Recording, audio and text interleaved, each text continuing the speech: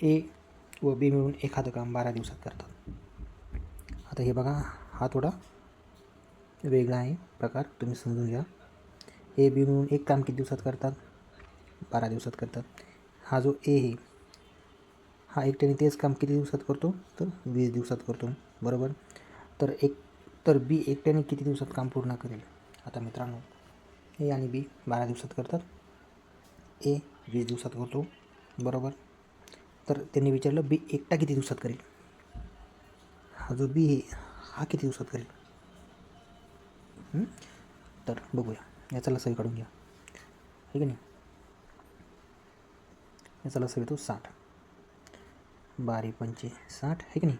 आणि 20 21 39 त्रिक 60.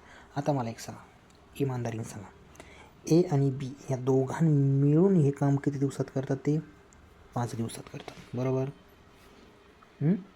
आणि एकटा ए किती करतो? 3. म्हणजे एक विचार करा, या 5मध्ये हे 3 पण आहे. समजा हे 5 - 3 जर केले आपण, तर उत्तर येतं 2, बरोबर.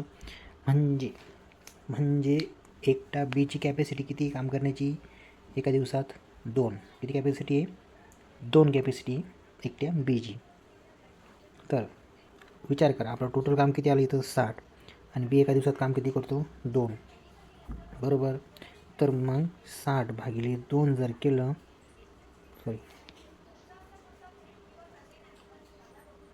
तर उत्तर येतं आहे 30. 30 हे बी एकट्याने काम करू शकतो. जे काम ए बी मिळून 12 दिवसात करतात, तेच काम एकटा ए जो 20 दिवसात करतो, तर ते काम बी एकट्याने किती दिवसात पूर्ण करेल? तर याचं उत्तर येतं 30.